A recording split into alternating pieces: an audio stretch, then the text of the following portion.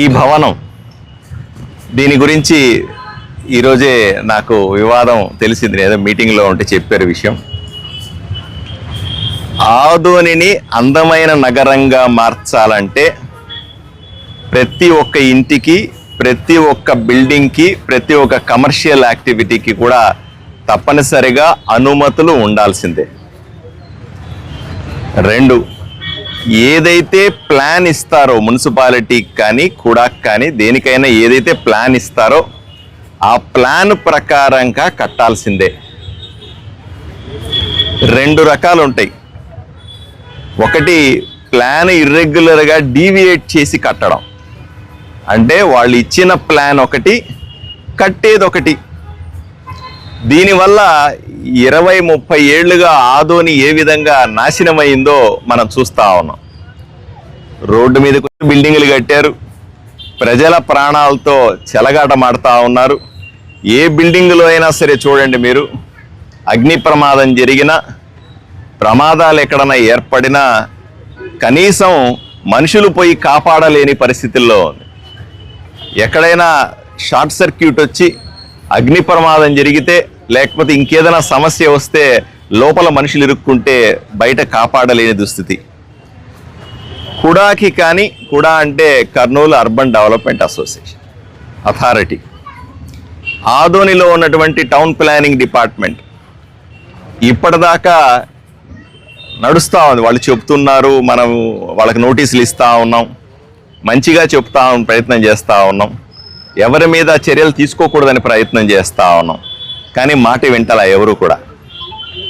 ఈరోజు తప్పనిసరిగా వివాదం వచ్చింది కాబట్టి ఈరోజు ప్రజలకు కూడా అవగాహన కల్పించే అవకాశం ఇది.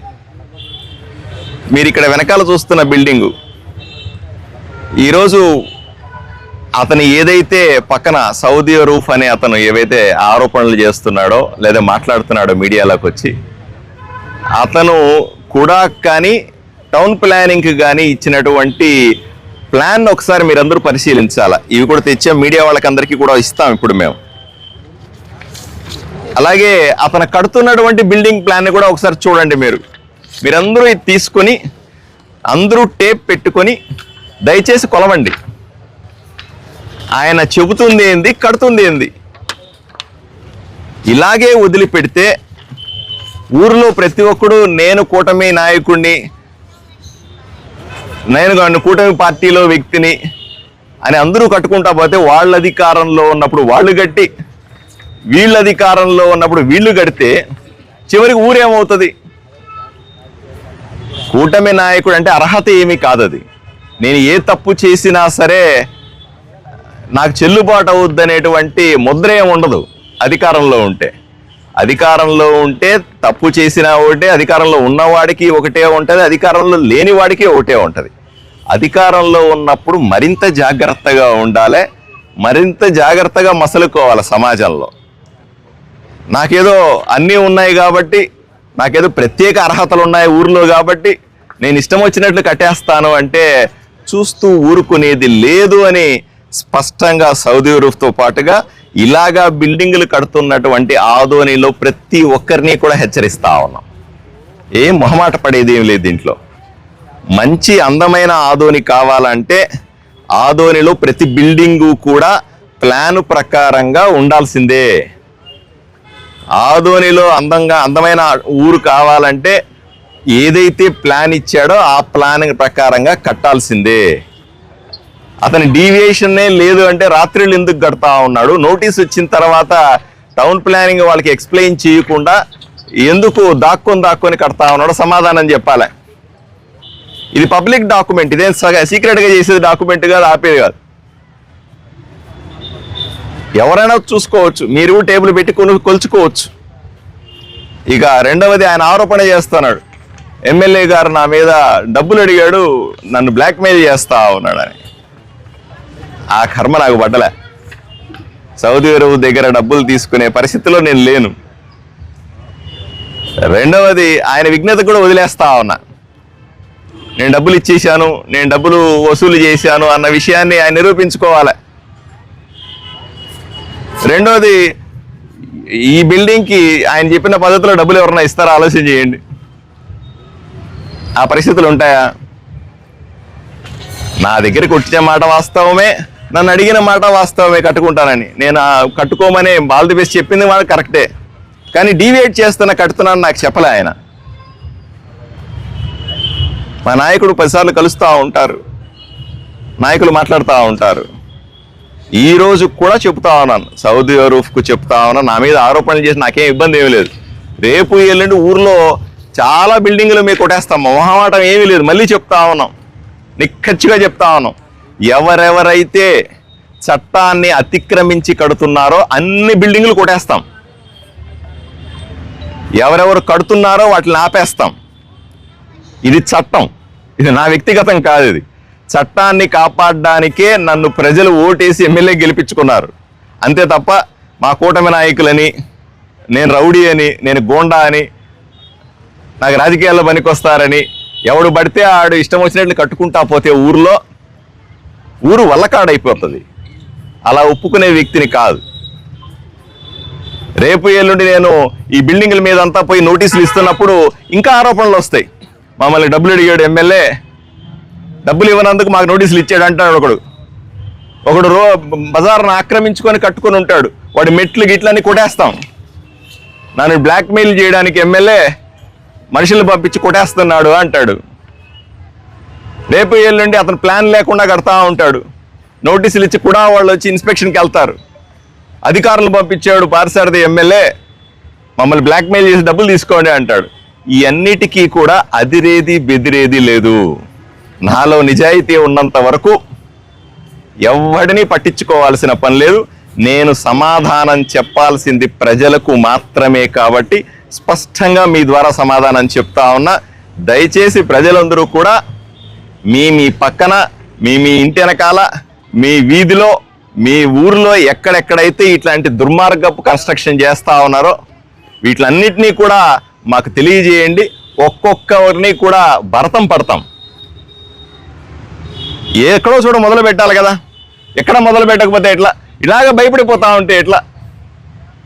30-40 ఏళ్ళు అయింది, ఎవడన్నా భయపడినా? అందరూ భయపెట్టేది, అది చేసేది. నా మీద బురద చల్లాలని చూస్తే నాకేం ఇబ్బంది లేదు. నేను రాజకీయంగా బలమైన వ్యక్తిని. నన్ను అతను చేసే ఆరోపణలు ఏమి ఎంట్రిక వాసు కూడా నా మనోధైర్యాన్ని తగ్గించలేవు. నేను ప్రజలకు మాత్రమే సమాధానం చెబుతాను, ఏమి ఇబ్బంది లేదు. ప్రజలు భవిష్యత్తులో కూడా చూస్తారు ఈ సౌదీ అరూఫ్ అన్నటువంటి అతని క్యారెక్టర్ ఏమిటో, ఏ విధంగా ఊర్లో అక్రమ వ్యాపారాలు చేస్తూ ఉన్నాడో, ఈ సౌదీ అరూఫ్ నా మీద ఆరోపణలు చేస్తున్నవాడు ఏ విధంగా పెద్ద మసీదుని కబ్జా చేసుకొని ముస్లిం సమాజానికి అన్యాయం చేస్తూ ఉన్నాడో, వక్త్ బోర్డుకు సంబంధించిన ఆస్తుల్ని ఏ విధంగా కబ్జా పెట్టుకొని అనుభవిస్తూ ఉన్నాడు, ఇవన్నీ కూడా భవిష్యత్తులో బయటకు వస్తాయి. బట్ నేను వాటి గురించి జోలికి పోను. ఈరోజు సబ్జెక్ట్ అంతా దీని మీద కాబట్టి ఎవరో ఒకడు నా మీద ఒక కబ్జాదారుడు ఒక 10 మంది గూండాలను వేసుకొని నా మీద ఆరోపణ చేసినంత మాత్రాన అదరను బెదరను. ప్రజాబలంతో మరింత బలంగా తయారవుతాను, ప్రజాబలంతో మరింత గట్టిగా ముందుకెళ్తాం. ఊర్లో ఎక్కడ ఎటువంటి ఆక్రమణ జరిగినా ఒప్పుకోం, సమస్య లేదు. ఉదాహరణ మీకు చెప్తాను చూడండి. ఈ బిల్డింగ్కి ముందు వైపున 15 అడుగుల గ్యాప్ ఇవ్వాలి. కుడాలో అతను అప్లై చేసిన ప్రకారంగా, కుడాలో అతను అప్లై చేసినటువంటి ప్లాన్ ప్రకారంగా మీరు చూడండి కావాలంటే. ఎన్ని అడుగులు? 15 అడుగులు అండి. ముందు వైపున 15 అడుగులు అతను గ్యాప్ ఇవ్వాల, ఖాళీ జాగా పెట్టాల అని రాసిచ్చినాడు. వెనక వైపున 10 అడుగులు ఖాళీ జాగా పెట్టాల, అది ప్లాన్లో ఉంది. ఈ పక్కన ఈ గోడను దాటి 6 అడుగులు, ఆ పక్క ఆ బిల్డింగ్కి 6 అడుగులు గ్యాప్ ఉండాల. అప్పుడే ఏదైనా ప్రమాదం జరిగితే మనిషి లోపలికి వెళ్ళి లోపల ఉన్న మనుషుల్ని కాపాడడం సాధ్యం అవుతుందని ఆ ప్లాన్ ప్రకారంగా చెప్తుంది. మీరు దయచేసి ఇప్పుడు టేపులు పెట్టి కొలవండి. మీరు విలేకరులు ఉన్నారు కదా, ఒక టేప్ ఇస్తాం, అందరికీ తలా ఒక టేప్ ఇస్తాం. ముందు రోడ్డు అంచుని ఇస్తాం మీకు. రోడ్డు అంచు నుంచి ఎన్ని అడుగులు వెనక్కి రోడ్డు మీద కడతా ఉన్నాడు ఈ మనిషి. వెనకాల 10 అడుగులు వదిలిపెట్టినాడా, మీరు టేపులు పెట్టి కొలవండి. ఈ పక్కన 6 అడుగులు గ్యాప్ ఇచ్చినాడా లేదా టేప్ పెట్టి కొలవండి. ఆ పక్క 6 అడుగులు ఉందా, టేప్ పెట్టి కొలవండి. సరిపోతుంది కదా, అంతకుమించి ఏమైనా తేడా ఉందా? ఎవరు దొంగ ఎవరు దొర తెలుస్తుంది కదా. దీంట్లో 30 నుంచి 40% డీవియేషన్ ఉంటుందండి. 30% నుంచి 40% డీవియేషన్ అంటే కట్టాల్సిన దానికంటే అదనంగా 30-40% ఇష్టం వచ్చినట్లు కట్టేసి ఈరోజు ఆఫీసర్లని నిందిస్తా, నేను కూటమి నాయకుడు అనుకుంటా, నేను ఎమ్మెల్యేకి నన్ను బ్లాక్మెయిల్ చేసి డబ్బులు అడుగుతున్నాడని నోటికొచ్చిన మాటలు మాట్లాడితే ఎవరు బెదురుతారండి? ఆడు వీడేమైనా బెదురుతారేమో చూడండి, ఈడు కాదు.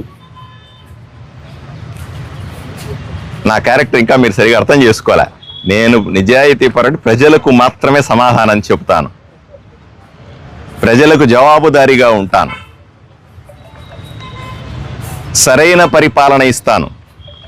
ఊరిని పాడు చేస్తే ఎవడిని ఒప్పుకోను. ఊరిలో అక్రమ కట్టడాలను సహించను.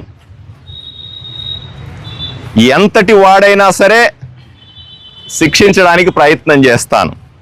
నా మీద ఎన్ని ఆరోపణలు వచ్చినా సరే నిలబడతాను, నిరూపించుకుంటాను.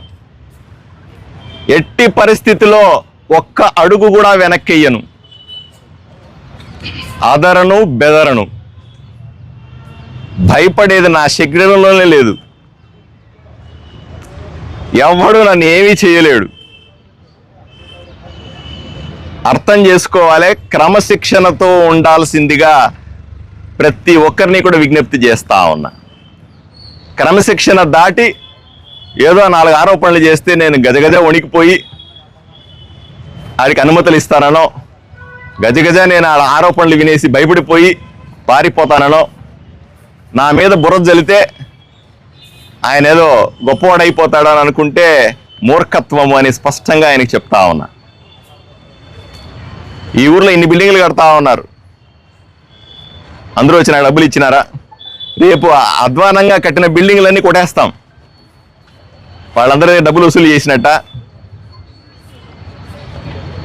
ఎన్ని ఆక్రమించుకుంటున్నారు స్థలాలు, వాళ్ళందరినీ తీసి కంచెలేస్తా ఉన్నాం. అన్నింటికి మా మీద ఆరోపణలు వస్తూ ఉన్నాయి, అయినా పట్టించుకుంటున్నామా? బురద చల్లేవాడు చేస్తానే ఉంటాడు. ఆ వైసీపీ నాయకులు, వీళ్ళు కుమ్ముక్కైనటువంటి వైసీపీతో కుమ్ముక్కైనటువంటి కొంతమంది కూటమి నాయకులు ఉంటారు. వాళ్ళు ఆరోపణలు చేస్తూ ఉంటారు. వాళ్ళ పని అది, వాళ్ళ పని చేసుకుని నాకేం అభ్యంతరం లేదు. రాజకీయంగా వాళ్ళ పని వాళ్ళు చేసుకునియండి. వాళ్ళు ఎంత దిగజారుడు వ్యాఖ్యలు చేసినా నాకేం ఇబ్బంది లేదు. నాకు వాళ్ళ మీద కోపం కూడా లేదు. వాళ్ళ పని అది. నా మీద బురద జల్లడం వాళ్ళ పని, సంతోషంగా చేసుకునియండి. నా పని ఏంది? ప్రజలు నాకు ఓటేసి గెలిపించిన తర్వాత ఈ ఊరిని బాగు చేయడం నా పని. ఆ పని నేను చేస్తాను. ధన్యవాదాలు. మంచిది కదా, చెప్పాల్సింది చెప్పేసాను. ఇంక మళ్ళీ దాని మీద ప్రశ్నలు లేవమ్మా. రైట్. ఈరోజు సౌదీ రౌఫ్ గారు చేసినటువంటి ఆరోపణలను భారతీయ జనతా పార్టీ తరఫున మేము తీవ్రంగా ఖండిస్తున్నాం. ఒక శాసనసభ్యుని 50 లక్షలు డిమాండ్ చేశారని చెప్పని మాట్లాడడం ఎంతవరకు సమంజసం అని చెప్పని భారతీయ జనతా పార్టీ ప్రశ్నిస్తుంది. సౌదీ రౌఫ్ గారు ఆదోన్లో ఎన్ని వ్యవహారాలు చేస్తున్నారు, రోడ్డుకు అడ్డంగా ప్రజలను ఎంత ఇబ్బంది పెడుతున్నారు తన గుదురు నుంచి. ఈ విషయాలు కోర్టులో కూడా కేసులు వేశాం, అక్కడక్కడ మేనేజ్ చేసుకొని కేసులను తొలగించుకున్నారు సౌదీ రౌఫ్ గారు. ఈరోజు ఆయనటువంటి వ్యక్తిగతంగా ఎట్లా వ్యక్తి ఆదోని ప్రజలకు మొత్తం తెలుసు. 6 సమాజాల పిల్లవారి నుంచి 60 సమాజాల ముసలి వాళ్ళ వరకు సౌదీ రౌఫ్ గురించి అందరికీ తెలిసిన విషయమే. కానీ ఈరోజు మా ఎమ్మెల్యే గారు పనిచేసిన ఆరోపణని మేము తీవ్రంగా ఖండిస్తున్నాము. 24 గంటల లోపల క్షమాపణ చెప్పకపోతే ఖచ్చితంగా భారతీయ జనతా పార్టీ తరపు నుంచి పరునష్టం దావా కేసు వేస్తామని చెప్పి తెలియజేస్తున్నాం. నా పేరు లోకేష్ కుమార్, సీనియర్ న్యాయవాది, ఆదోని.